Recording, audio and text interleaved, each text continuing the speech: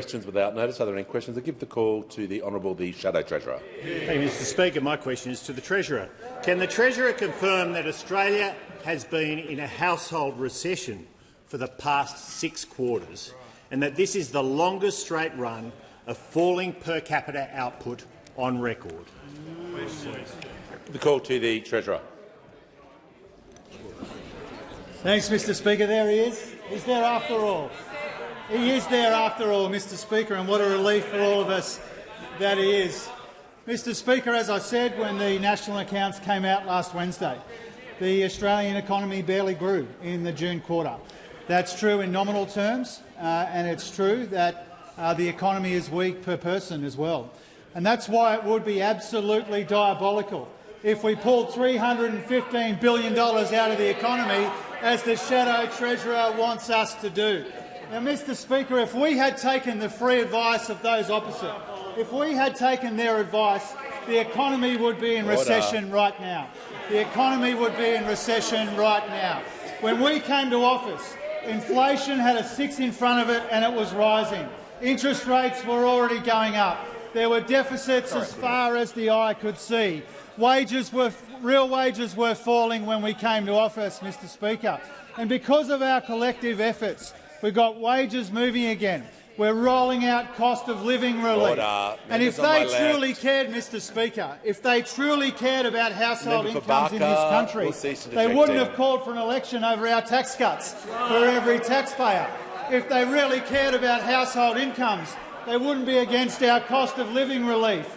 If they really cared about household incomes, they wouldn't be wanting Australians to work longer for less, Mr Speaker. Now, we take a different approach to those opposite, and it's clear in the response to the national accounts that came out last week.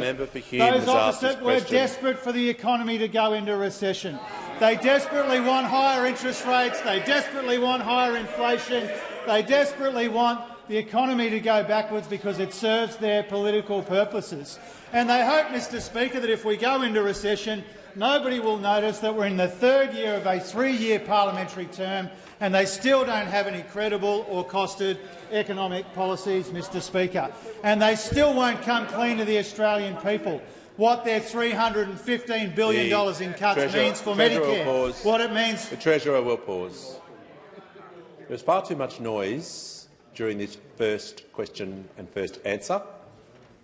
We're not starting the week that way. We'll have a lot more quiet as we move forward, but the Shadow Treasurer will raise his point of order. It was a very specific question, relevance, Mr Speaker. We've seen a record 6 quarters of collapsing GDP per capita. Yeah, the Leader of the House on the point of order. The point of order went directly to household. The question went directly to households, which is what the Treasurer is answering.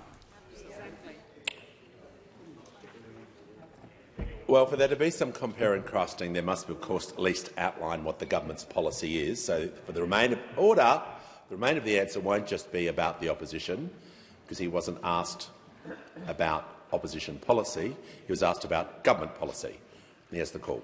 Thanks, Mr Speaker. I'm talking about the madness of pulling out hundreds of billions of dollars out of an economy which is already weak, Mr Speaker, already weak in per capita terms and already weak in nominal terms, Mr Speaker. Now, what we've done, Mr Speaker, is we've managed this economy responsibly. We've maintained a primary focus on inflation, but not ignoring the risks to growth or the pressures that people are under. Now, per capita growth went backwards, Mr Speaker, on a number of instances under those opposite as well.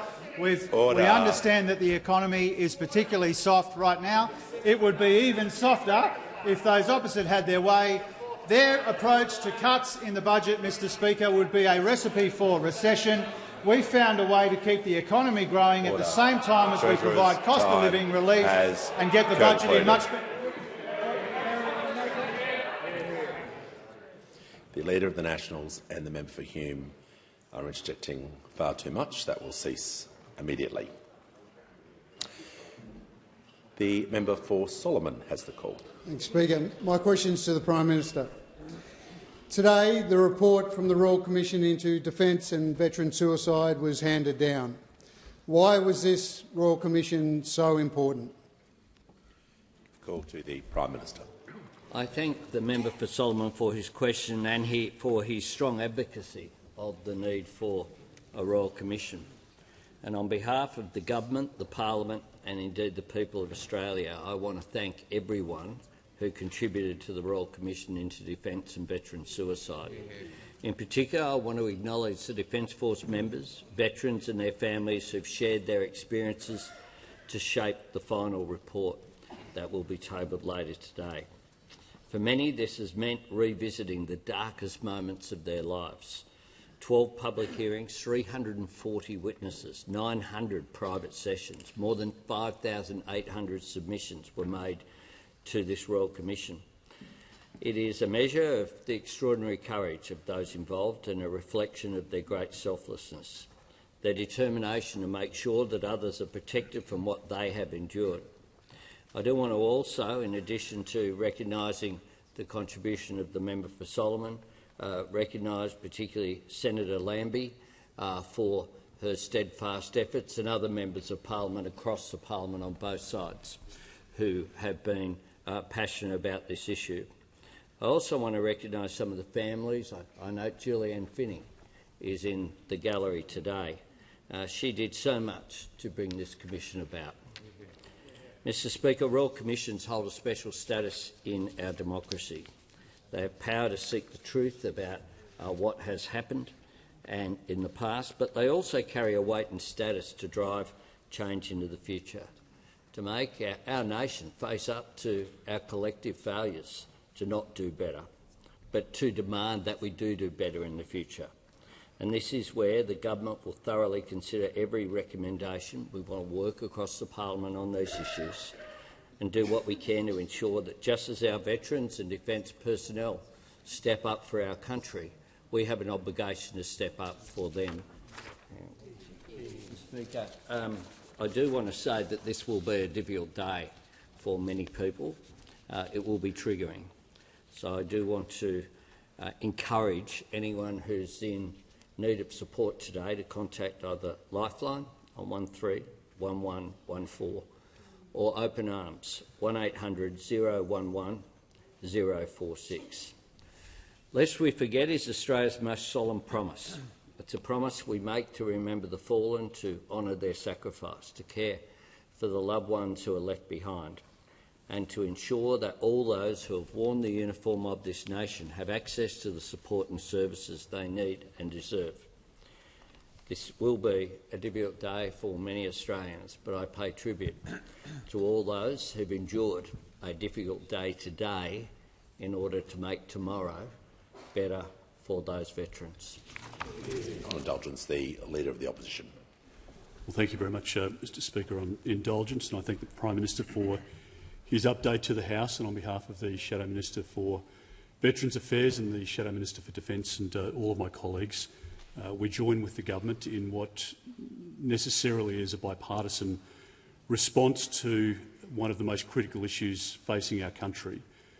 Every country, and particularly ours because of the values that we adhere to, should always treat with respect and dignity those who have served our country in uniform, people who have left their families, left their parents, left their loved ones to go and fight in another part of the world. When we remember back to those who came back from the Vietnam War, the shameful way in which our country treated those people on return had an enduring, scarring impact on them individually, but on their families and on subsequent generations.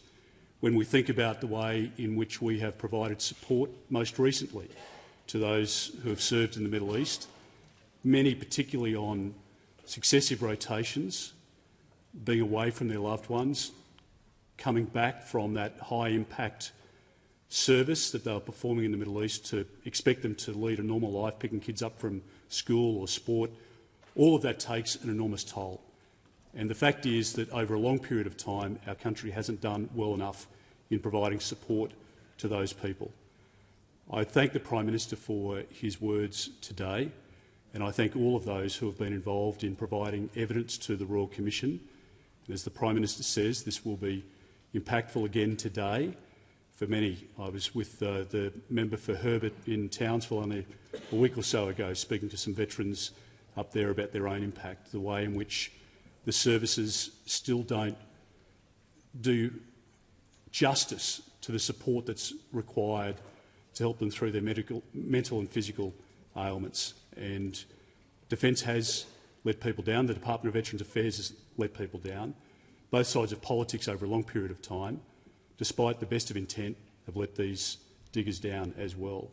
And so in providing support to those who have given evidence and those families who remain, we pay tribute to all of them. I thank the families that I've met with over a long period of time, including the Halloran family, but many others whose stories will stay with us forever, and we must do better into the future to provide support for those who serve us with great dignity and keep our name as a country so well respected right throughout the world. Call to the honourable member for Hume. Thank you, Mr Speaker. My question is to the Treasurer. Can the Treasurer confirm that since the Albanese government was elected, Australian families have suffered a bigger fall in real disposable income per person than any other OECD country? Order. Order. Just don't need sound effects, but after a question before the Treasurer begins his answer. Treasurer has the call. Mr Speaker, we understand the pressures on living standards, and that's why we're doing something about it. That's why we're rolling out cost of living support that those opposite don't support, Mr Speaker. That's why we're giving a tax cut to every taxpayer, with those opposite wanted to call an election over, Mr Speaker. It's why we're helping people with their energy bills. It's why we're helping with what people pay at the pharmacy. It's why we're providing rent assistance. It's why we're doing cheaper early childhood education. It's why we're getting wages moving again after a decade of deliberate wage stagnation and wage suppression. So, Mr Speaker, if those opposite really cared about living standards, they'd support our efforts to help people with the cost of living, but they don't. If those opposite cared about living standards, they support our efforts to get wages moving again, but they don't. In fact, they want people working longer for less. We want people earning more and keeping more of what they earn, Mr Speaker. And when we came to office, real wages were falling 3.4%, and now they're growing again. And that's not an accident, that's deliberate. That's because of the policy agenda of this Albanese Labor government, Mr Speaker. And so I welcome, two and a bit years into the parliamentary term, I welcome the appearance of the Shadow Treasurer. That's a good thing for all of us, Mr Speaker. But if he wants to ask about living standards, he should be honest about living standards. And he should acknowledge that every time they put their hands up in this place, it's to make life harder for people when we're trying to make life easier for people. Every time they oppose more housing, every time they oppose energy bill relief, every time they oppose tax cuts, which the Deputy Leader says that they want to unwind. Order. The Minister for Climate Change and Energy will cease interjecting. So I'd like to hear from the Manager of Opposition Business on a point of order. On relevance, it was a very tightly drafted question. Australian families have suffered a bigger fall in real disposable income per person than any other OECD country. If the Treasurer is unable to answer that, he should be direct. He was asked about can he confirm if families order, and he's just got to make sure his answer is relevant. As I said, he can do some compare and contrast regarding his answer. That can't be the entire answer. He hasn't been doing that. He's been talking about the government's achievements and what he's been doing, and he has 1 minute 20 seconds remaining. Thanks, Mr Speaker. I have acknowledged that people are under extreme pressure. I have acknowledged that. But more than acknowledge that, Mr Speaker, we are doing something about it. And only one side of this parliament cares about the pressures that people are under. And that's why we're rolling out cost of living help. That's why we're cleaning up the mess that they made of the budget. That's why we're investing in housing and skills and energy and a future made in Australia, Mr Speaker, because when we came to office, real wages were falling, inflation had a 6 in front of it and it was rising. Interest rates had already started going up. And what we've done since we've come to office is we've recognised the pressures that people are under. We've recognised that growth in our economy is slow. We've been fighting inflation without ignoring the risks to growth and the pressures that people are under. And if they were serious about it, Mr Speaker, instead of opposing our changes to the tax cuts, instead of opposing our cost of living relief, instead of opposing getting wages moving again, they would have supported it. The call to the honourable member for Macquarie. Thank you, Speaker. My question's to the Prime Minister. How is the Albanese Labor government delivering cost of living relief to Australians? What economic approaches has the government ruled out? The call to the Prime Minister. I thank the member for Macquarie for her question. And indeed, we know that many Australians are feeling under pressure right now, and easing that cost of living pressure is, of course, our #1 priority. Now, we've kept our focus on delivering relief whilst making sure that we put that downward pressure on inflation at the same time. And since we were last here, just a few weeks ago, we've made medicines more cheaper on the 1st of this month. More of them going into the 60-day list, something that those opposite opposed. We've opened more free Medicare urgent care clinics, once again opposed by those opposite. Energy bill relief has rolled out to more households, and this month over 1 million households will get an increase in rent assistance. And this week we're progressing our plans for super on PPL as well as HECS relief, $3 billion off the HECS bill that Australians have. We're introducing legislation this week to deliver a 15% pay rise for early childhood educators. At the same time, we're ensuring that we keep costs down for families who have their children in childcare. Now, a typical childcare educator will be $155 a week better off when these rises kick in. Now, the opposition, of course, have opposed every cost of living relief we've provided. We know they support lower wages, not higher wages, so we'll wait and see what they have to say about the early educators. They've offered no help, no plans for people doing it tough, just relentless, pointless negativity, including their planned $315 billion in cuts. And I'm asked, have we rejected it? And we sure have. We sure have, Mr Speaker. Now, the Shadow Finance Minister made it clear. She said, I can tell you exactly what we wouldn't have done, that additional $315 billion of spending. Now, what does that mean to people?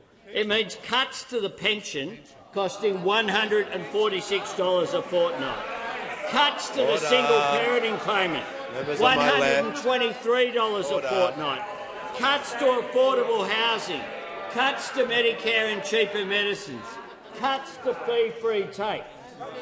She's out there saying we're against that $315 billion on spending.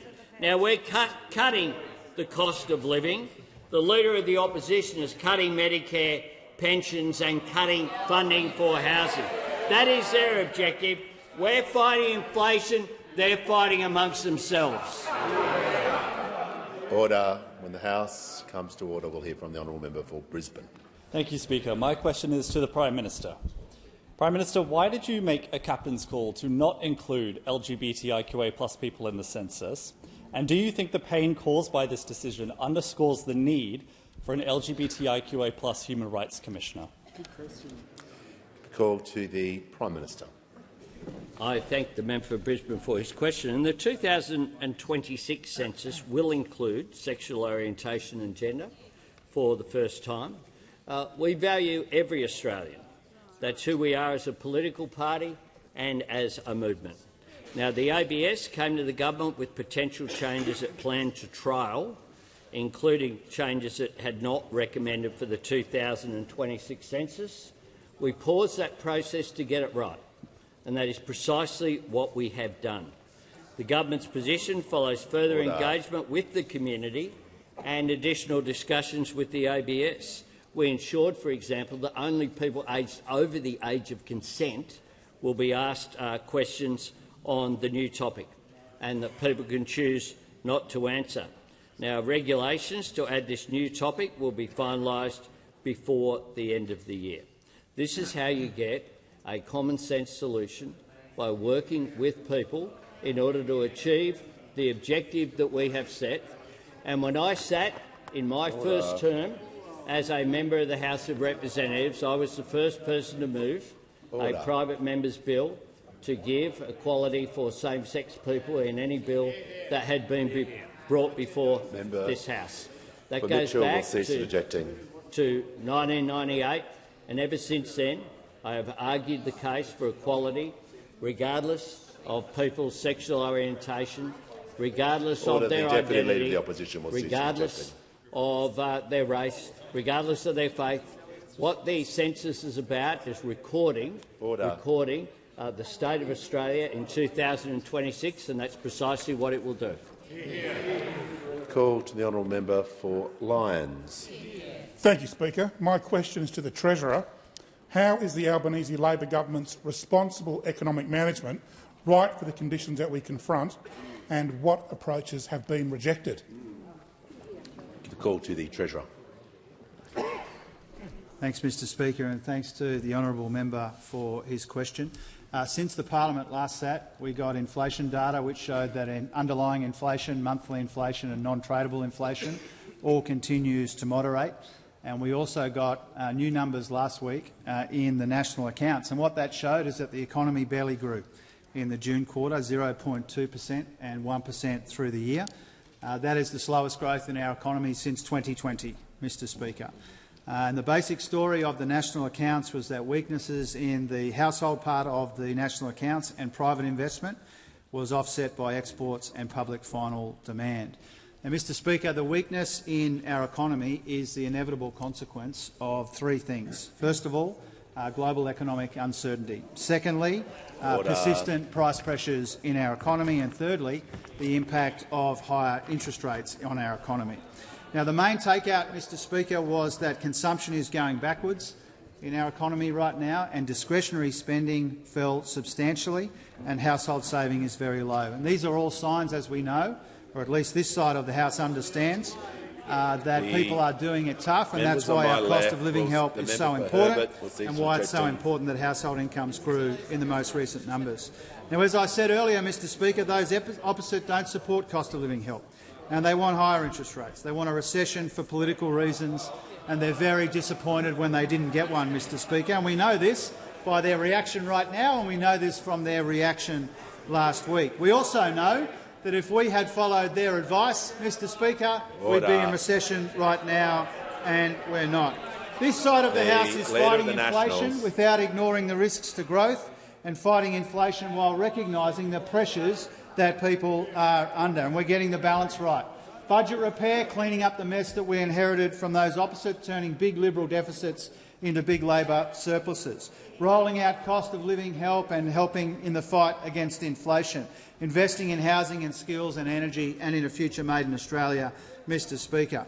Now, when 2/3 of the OECD has had at least one negative quarter in recent times, we are managing the economy responsibly. We're rolling out that cost of living help and we're avoiding recession, Mr Speaker. And here there's a very important contrast. The Australian people know that we're helping them with the cost of living, we're fighting inflation, we're cleaning up the budget and we're investing in the future. But we are in the third year of a three-year parliamentary term, and those opposites still have no credible or costed economic policies to speak of, and they won't come clean on what their $315 billion in cuts will do to push our economy into recession, and what they mean for Medicare or for pensions and payments or for the other services that Australians rely on. Time has concluded. Give the call to the honourable Deputy Leader of the Opposition. My question is to the Treasurer. Last week, the Treasurer accused the RBA of smashing the economy. Then, Labor's National President and the Treasurer's mentor, Wayne Swan, said the RBA is, quote, punching itself in the face. Treasurer, why does the Albanese Labor government think it's acceptable to bully the independent RBA in this way when all they're doing is cleaning up Labor's economic mess? Why is the government fighting the Reserve Bank of Australia while Australian families go backwards?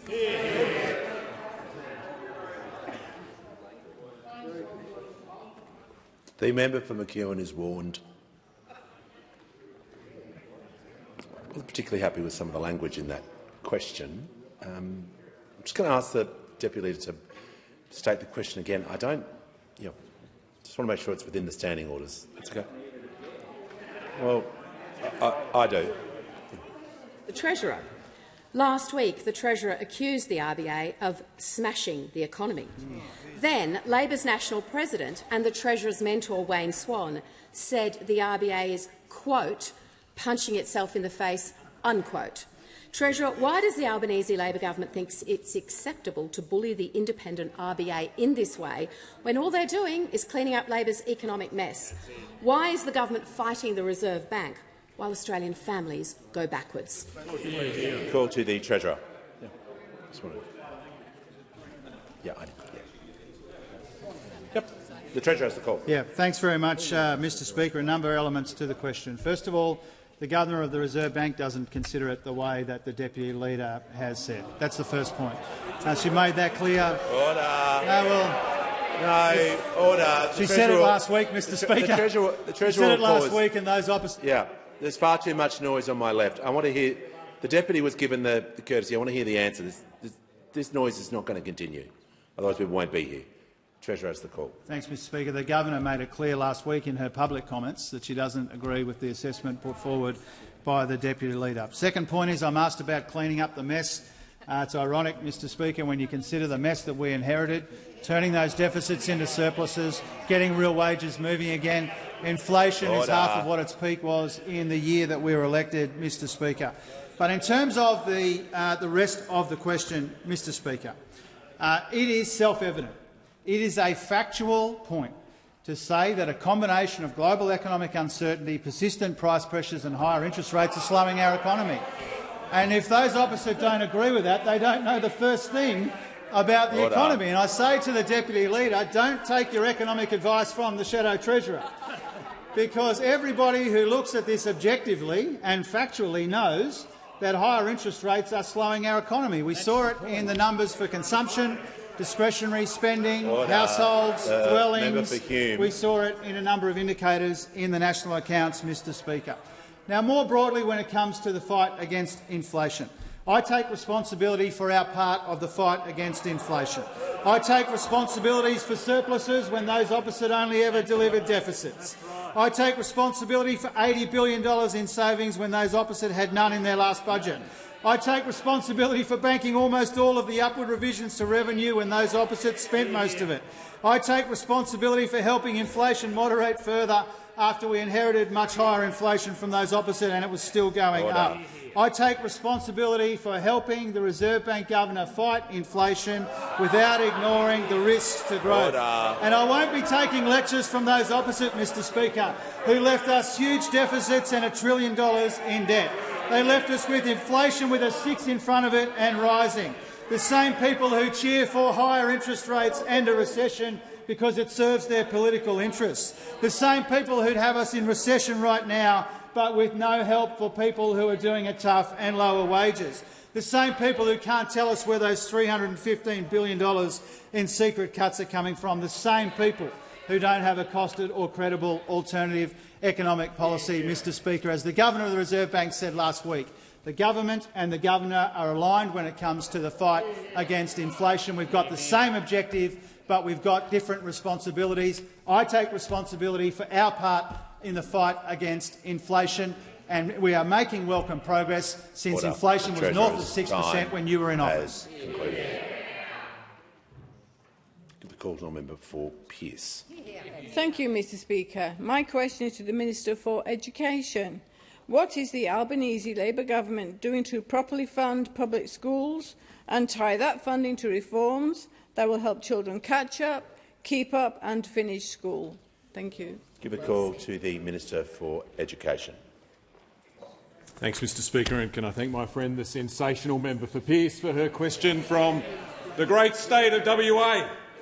And last week we signed an agreement with the WA government to fully fund all public schools in Western Australia.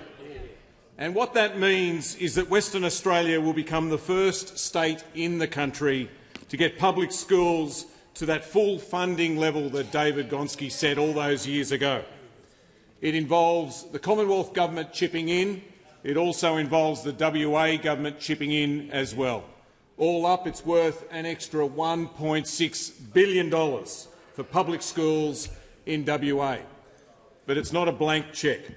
This money will be tied to real and practical reforms to help our children who fall behind to catch up and to keep up and see more children finish high school. And that's important because over the last 7 or 8 years we've seen the number of children in public high schools complete high school go backwards, from about 83% down to 73%. And that's what we've got to fix. It's what we've got to turn around. It's what this funding is all about. Investing in things like a phonics check and a numeracy check in Year 1 to identify children when they're very young who are already falling behind and need extra help, and things like evidence-based teaching and catch-up tutoring to make sure that they get that extra help. Catch-up tutoring involves getting children out of a class of 25 or 30, 4 or 5 days a week for 40 minutes at a time, into a class where there might be 3 or 4 of them and one teacher. And what we know is when you do that in the right way, that a child learns as much in 6 months as they'd otherwise learn in 12 months. In other words, they catch up. In other words, this works. And this investment will also fund extra investments in mental health support. There is an obvious link between health and education. We know children who experience mental health challenges are more likely not to be at school, and that by Year 9, on average, they're about 1.5 to 3 years behind their classmates when it comes to literacy and numeracy. We also need to make sure that this money glows in the dark, and that's what this agreement is all about as well. And in the next few weeks, I'll introduce legislation to make all of this happen, to lock all of this in. And when we do, Mr Speaker, we know what will happen. The Liberal Party will vote against this. London to a brick, they will vote against this. They've already said as much. They've said that they don't think we should be putting extra money into our public schools. Well, Mr Speaker, good luck explaining that to the parents of WA. Order. Give the call to the honourable member for Hume. The question is to the Prime Minister. Despite Labor's pre-election promises, under this government living standards have fallen by nearly 9%. The household savings rate is down 10 percentage points. Personal income tax payments are over 25% higher, and a homeowner with a typical mortgage is over $35,000 worse off. Why won't the Prime Minister admit his government has been a disaster, as more Australian families are working harder and longer but still going backwards? Order. Give the call to the Prime Minister. Well, the Shadow Treasurer, I thank him for his question. He's exhausted his annual quota of questions to the Treasurer. 2 years worth of questions in one morning, and now the Treasurer will cease objecting. And now we're back on, Mr. Speaker. Now we're back on. I'm asked about the economy and the comparative performance of the former government compared with our government, and I'm happy to answer. Because inflation peaked under the former government when we came to office. It had a 6 in front of it. Now it's got a 3 in front of it. 6 or 3, which is better?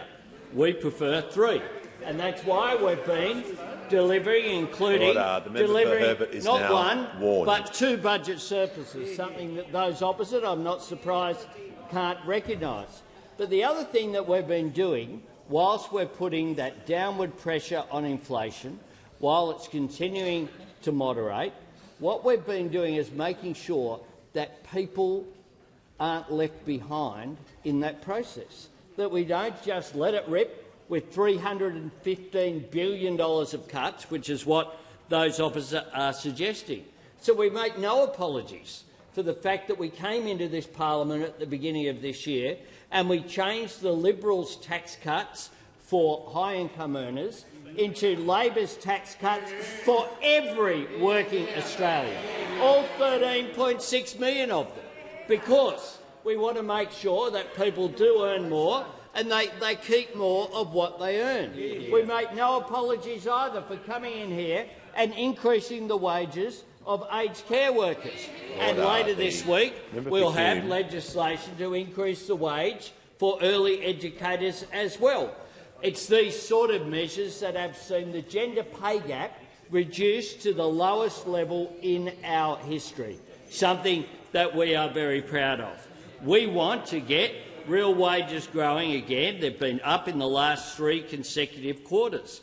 we make no apologies either for making sure that our policies have led to the fact that almost 1 million jobs have been created on our watch.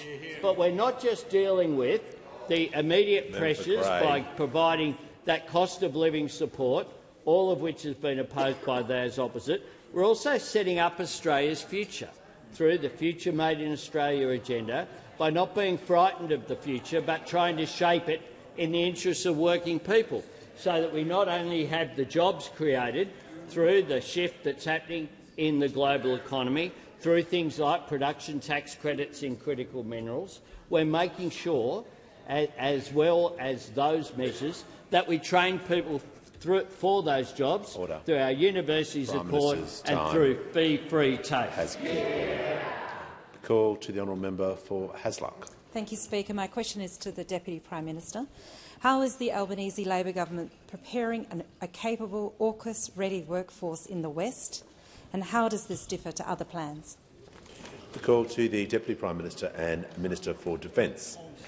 Well, can I thank the member for her question and acknowledge her service. Right now, the USS Hawaii, a Virginia-class submarine, is undergoing intermediate-level maintenance at HMAS Stirling at Rockingham, Western Australia. This is the first time that an American nuclear-powered submarine has undergone maintenance outside of the US or a US base, and it's also the first time that non-US citizens have participated in the maintenance of such a submarine. This is a very significant moment. As Australia evolves its capacity to operate Virginia-class submarines and indeed our future submarines from HMAS Stirling, as we establish the Submarine Rotational Force West, a critical element of this will be building our ability to engage in the maintenance of these submarines in increasing complexity.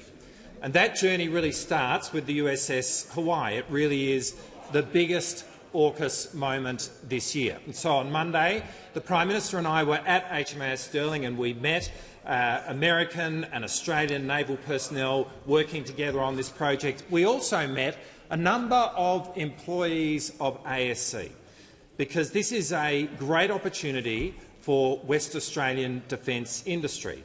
In time, we will see thousands of jobs created in Western Australia's naval industry, and it's why the government announced that we will be funding an additional 200 entry-level positions over the next 2 years at ASC, graduates, trainees and apprentices, so that ASC can have the skilled workforce that it needs, but so at the same time this great opportunity can be presented to young Western Australians. Jobs for subs.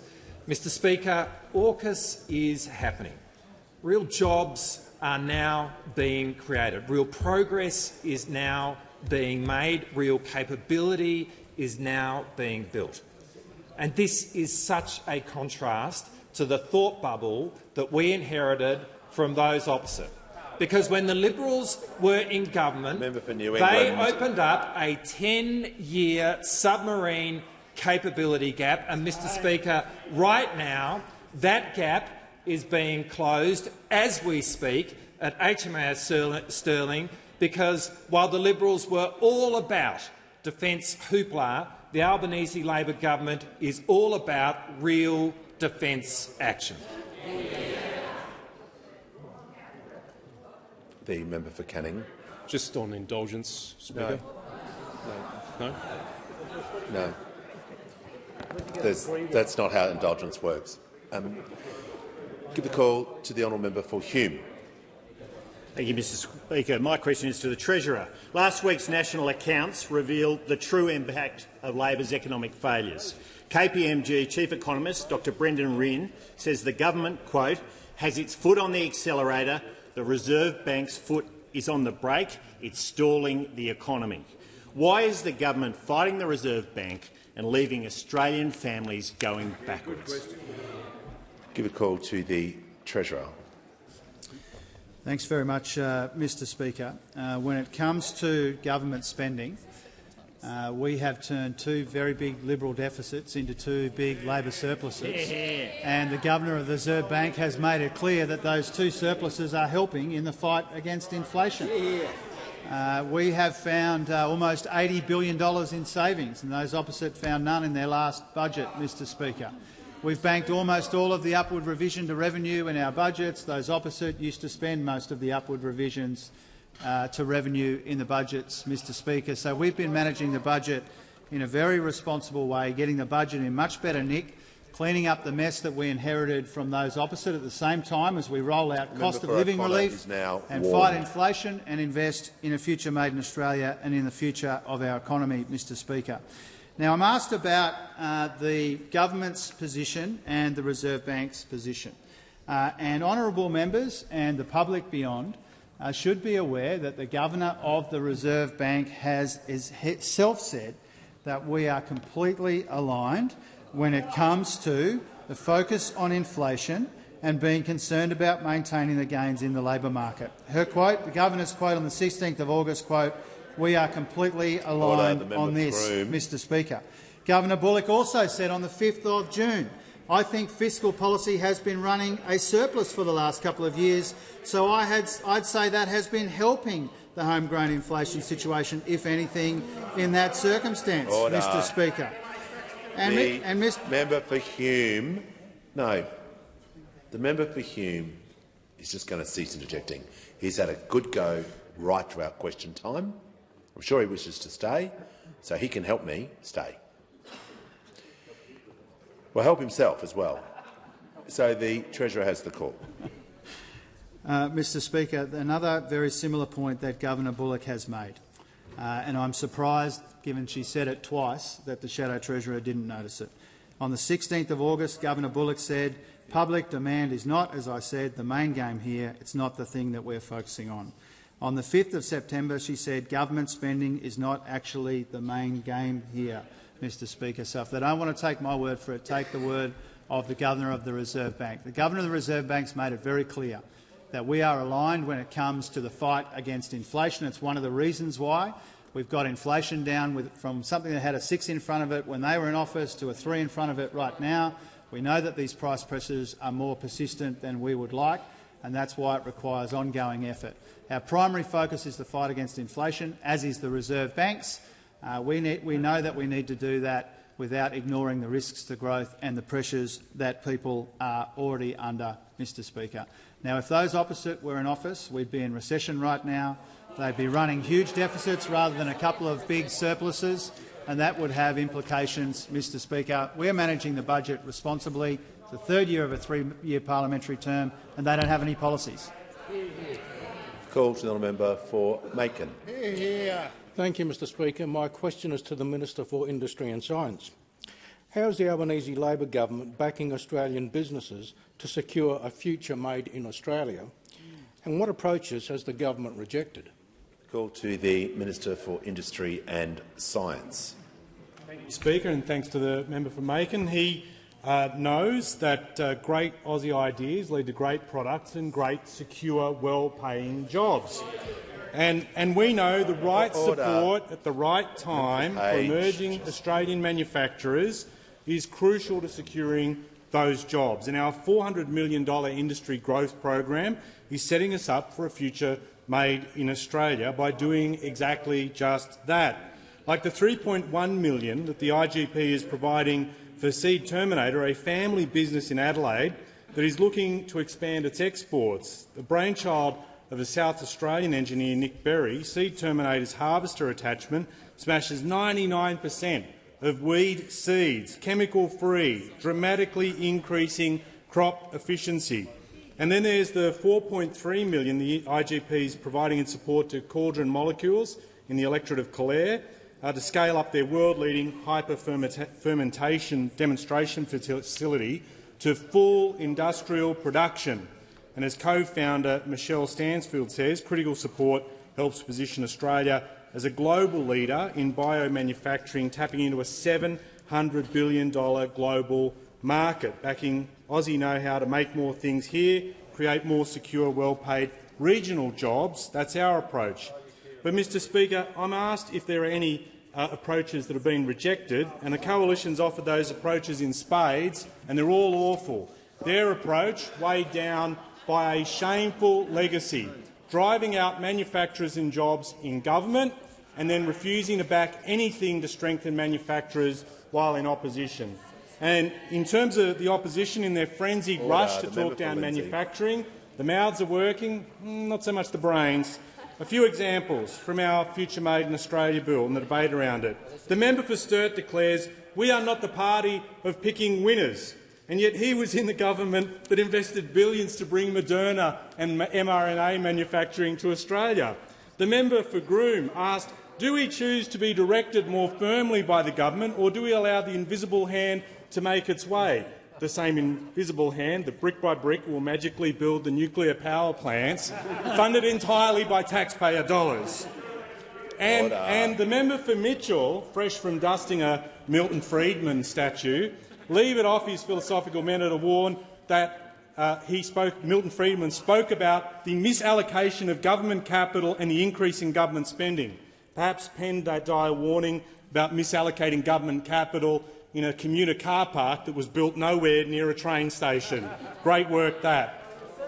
So strong manufacturing delivers a strong economy. Yes, a coalition might not believe it. We do, and we will fight for it.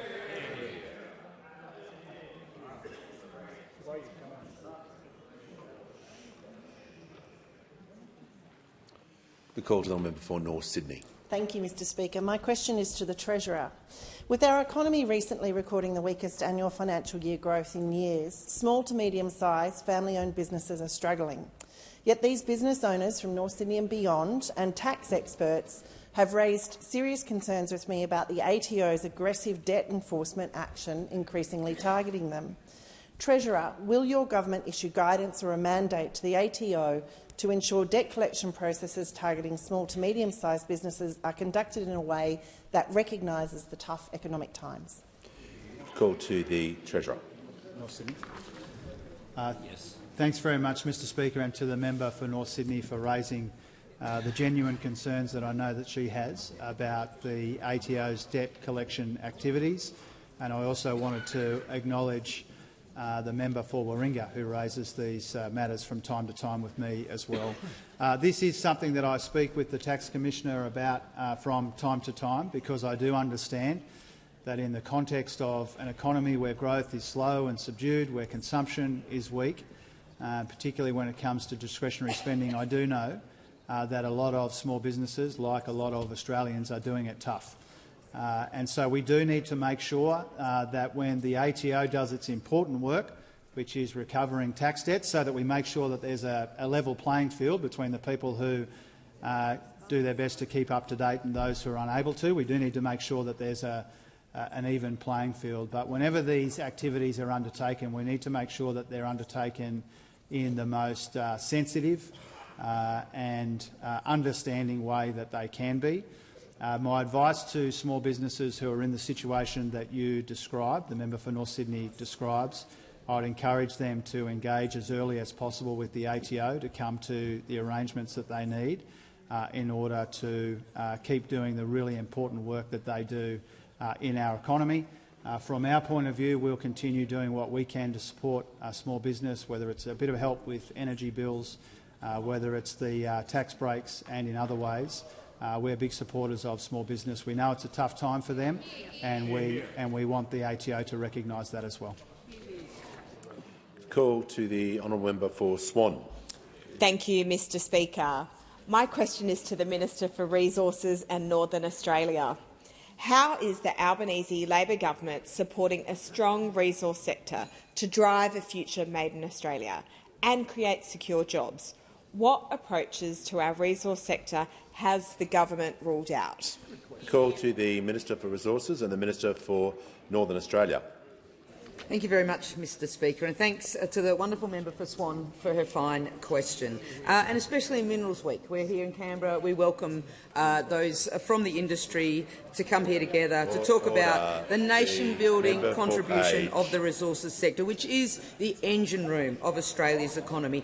It is the source of well-paid jobs and billions of dollars of investment from right around the world, and it will help drive our future made in Australia to capitalise on the world's transition to net zero. And the May budget, this government's budget in May, put the resources industry at the heart of government policy making. We have committed to $17 billion for a production tax incentive for critical minerals to encourage onshore processing, and $3.4 billion to the Resourcing Australia's Prosperity Program so that Geoscience Australia can identify deposits of critical minerals and map our future. It was the most significant federal budget for the resources sector in a generation because we support the resources sector through industry-backed policy, not by simply attending dinners and parties in the Pilbara. There have been alternative approaches and we have rejected them. For instance, we won't measure our support for the industry by the number of resources ministers we have at any one time.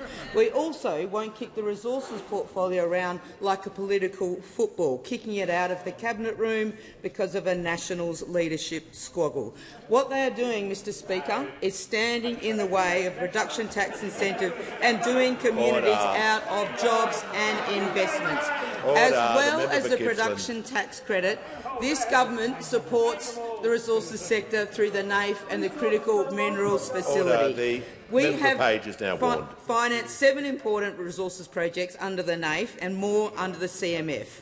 The 7 resources projects will create more than 7,000 jobs in resources, which is more than double what the opposition managed to do with the NAIF when they were in government. And the total value of those 7 resources projects is $13 billion, which is more than quadruple the support those opposite ever provided to the sector via the NAIF.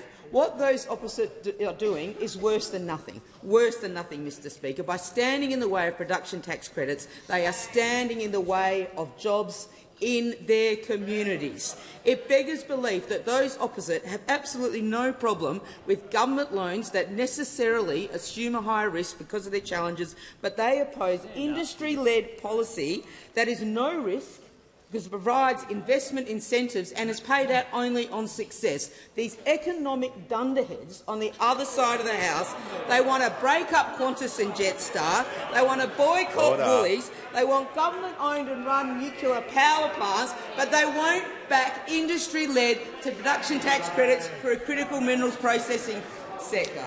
Before I call the Leader of the Nationals, I inform the House that present in the gallery today is a delegation of senior officials from the Federal National Council of the United Arab Emirates, led by the Secretary-General, His Excellency Dr Omar Al-Nawawi, as part of a study visit. On behalf of all members, welcome to question time. I give the call to the Leader of the Nationals. Thank you, Mr Speaker. My question is to the Minister for Environment. Regis Resources has confirmed the Blaney gold mine is no longer viable following the minister's decision to block a critical part of the project against the advice of the legislative authority, the local Aboriginal Land Council. Why won't the minister release the statement of reasons for her decision that has jeopardised a $1 billion investment, some 800 jobs, and create sovereign risks which will see companies withdraw investment from Australia? Call to the Minister for the Environment and Minister for Water. Thanks so much, and I want to thank the Leader of the Nationals for his question. It's interesting that he suggested that the company doesn't believe that the project is viable because the chairman has just bought 15,000 extra shares, and one of the other directors has just bought another more than 10,000 extra shares with his wife. The CEO and his wife, through Deck Chair Trust, have bought more than 10,000 extra shares. But just to be very clear here, I have not blocked the gold mine. What I've said is, of this 2,500 hectare site, 400 hectares ought to be protected. And I've done it on the basis of advice from the same group of traditional owners as the former Minister for the Environment, the now Deputy Leader of the Opposition. And I want to table the picture of the former Minister meeting with the same group of traditional owners. I made the same type of decision.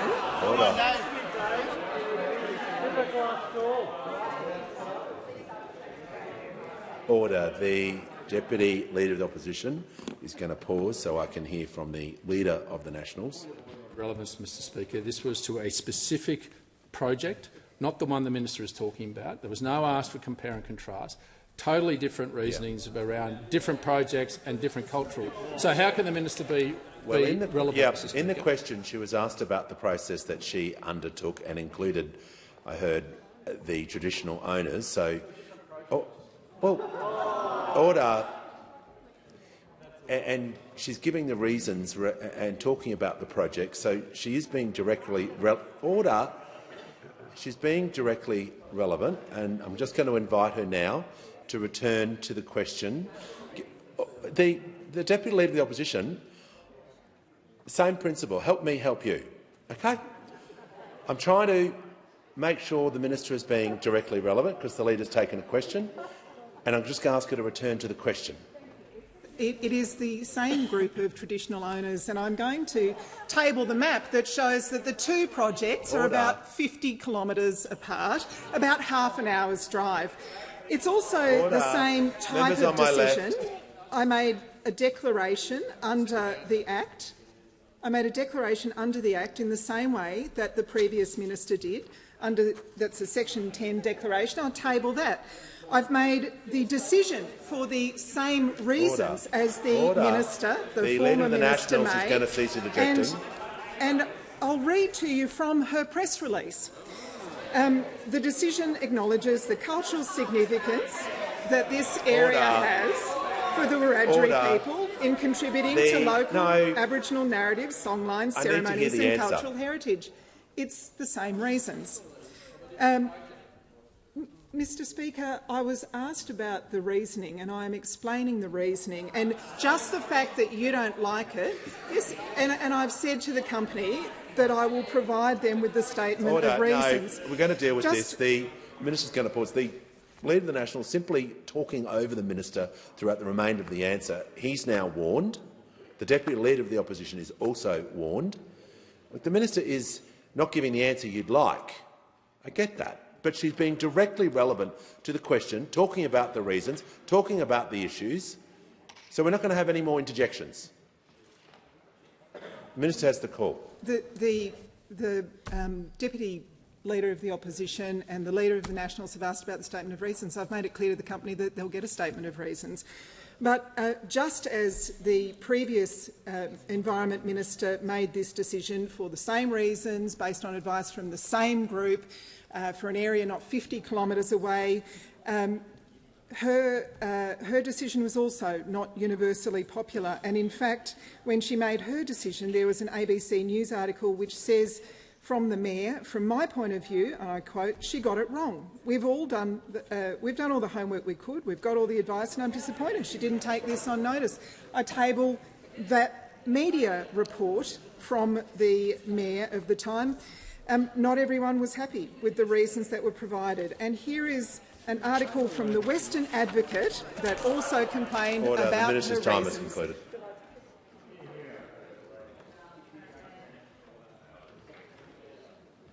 Give the call to the member for Chisholm. Thanks so much, Speaker. My question is to the Minister for Social Services. How will the outcomes of last week's National Cabinet on gender-based violence deliver on the priorities in the National Plan to end violence against women and children? The call to the Minister for Social Services. Well, thank you, Speaker. I'd like to thank the member for Chisholm for her question. Of course, family, domestic and sexual violence destroys lives, and it must end. Since the day we were elected, our government has made the safety of women and children experiencing family, domestic and sexual violence a national priority. Our government, along with states and territories, are united in our efforts under the National Plan to end violence against women and children. The National Plan is a roadmap for change and was developed in partnership with victim survivors and outlines our shared goals of ending violence against women and children in a generation. Now, our government has already invested more than $3.4 billion into women's safety, and this investment is guided by our national plan. Now, last Friday, as part of this government's concerted effort, the Prime Minister convened all states and territories for the second dedicated National Cabinet meeting on gender-based violence. The Commonwealth, along with all states and territories, confirmed further action to tackling family, domestic and sexual violence. Now, part of this extra effort was announced by the Albanese Labor government of an extra $4.4 billion in investment to fund action. As part of ensuring support for victim survivors, Frontline Legal Services will benefit from the largest injection of funding to legal assistance sector in the last 20 years. And our government will also provide much-needed support for family, domestic and sexual violence frontline services through a 5-year national partnership agreement with funding to be matched by states and territories. This will provide long-term funding certainty and focus on specialised services for women, services to support children exposed to family, domestic and sexual violence, and working with men, including men's behaviour change programs. In addition, the Albanese Labor government is providing $80 million to expand existing programs that support children and young people to address the impact of violence on children's development and well-being. Our government also will lead the development of a national minimum standards for men's behaviour change programs to ensure that these programs make a real difference. And along with that, we will develop a new best practice family and domestic violence risk assessment principles and framework. Of course, the Attorney-General will also be leading work with jurisdictions to improve information sharing and policing response for high-risk perpetrators. Mr Speaker, our government has and will continue substantial action under our national plan to end violence against women and children. We all have a role to play to end violence in one generation, and our government will work with everyone, governments, business, communities and individuals to achieve this goal. The call to the member for Mayo. Thank you, Mr Speaker. My question is to the Minister for Defence. The Woodside Barracks, established in 1927, is historically, militarily and economically important for my Mayo community. The base also hosts over 100 Army and Air Force cadets, regional young people, many of whom are interested in a military career. Minister, will the Woodside Barracks remain an operational base, and will you rule out selling off the land as currently speculated? Call to the Deputy Prime Minister and Minister for Defence. Well, I thank the member for her question. As the member would be aware, the government has undertaken a review into the defence estate to ensure that the defence estate is the appropriate platform that it should be for the Defence Force that we need and for the Defence Force to achieve the strategic aims that we need it to achieve in what is a very difficult world. I'm not going to go into the specifics of any defence site and walk down the path of that before the government releases its response to the estate review. We are currently in the process of working that response through. We've received the report from those who have undertaken it. We need to be ensuring that all the implications in relation to personnel associated with the thorough review of our defence estate are completely worked through, and that will take some months to do that. It is not our intention to respond to the review until sometime next year because of the work that is involved in relation to that. Having said that, I acknowledge what the member has said about the Woodside Barracks and its significance. Of course, for pretty well every member of this place, they will have a part of the defence estate within their electorate. Defence is one of, if not the biggest landowner in the country, and so this is an important process to go through. But as I say, the government is working this through in detail, and I'm very happy to brief the member at greater detail at a later stage.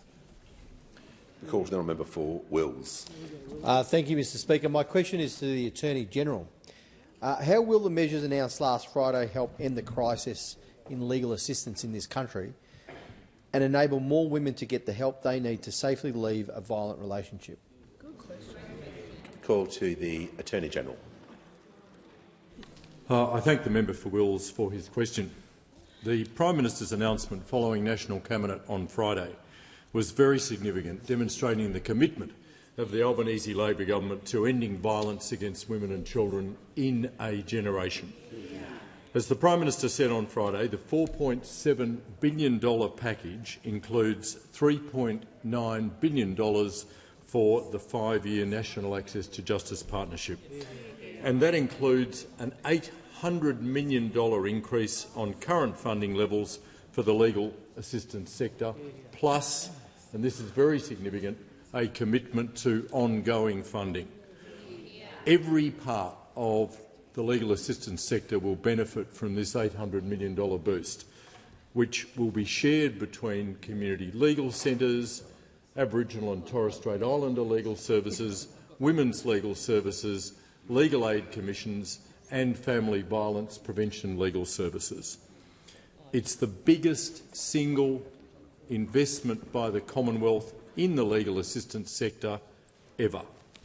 This package will provide pay parity for the community legal centre sector so that lawyers and other workers in community legal centres, in Aboriginal legal services, in women's legal services and FVPLSs, themselves mostly women, because most of the workers in this sector are women, will no longer have to accept being paid up to 30% less than their counterparts in legal aid commissions.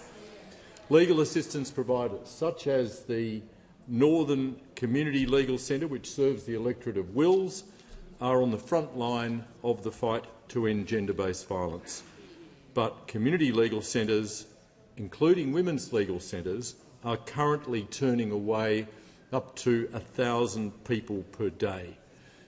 This investment in legal assistance will ensure that those services can help more Australians. This investment in legal assistance services will ensure that these services can help more women, including First Nations women, safely leave and recover from violent relationships. By providing ongoing funding to the sector, we help end the destructive uncertainty created by the former government. Now legal services can hire new staff, they can take up new premises, they can plan with confidence for the future. The Liberals oversaw a decade of chronic underfunding. Order. I know you don't like it, but you'd better listen. The Attorney-General will pause. That is not an invitation to order. The manager has the right to ask a point of order. It was, in fact, a commendably tightly drafted question. There was no reference to alternative approaches. The Attorney-General, of all people, should be able to follow the standing orders and control his temper. Yeah. You should control your temper. No. The Attorney-General is going to pause. Just going to take his seat for a moment.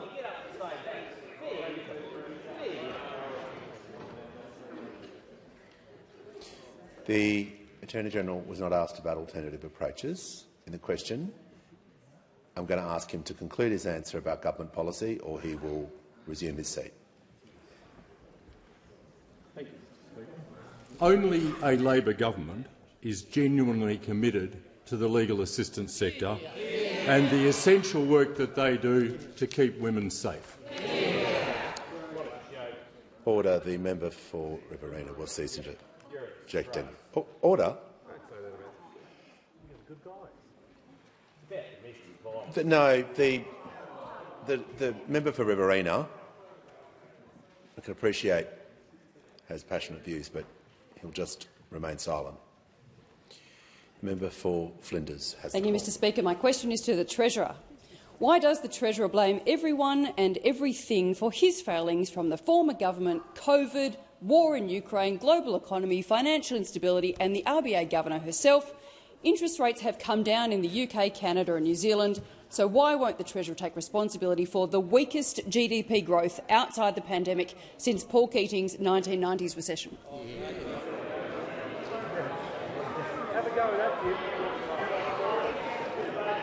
Order. The order was a broad question. The Treasurer has the call. Well, Mr Speaker, they couldn't even stick with the Shadow Treasurer for one full question time. They had to go up the back. Mr Speaker. Order. Order. Members on my left. The member for Barker. Order. The Leader of the Opposition. Just going to. No, the member for Fadden will leave the chamber under 94A. We're just going to take the temperature down.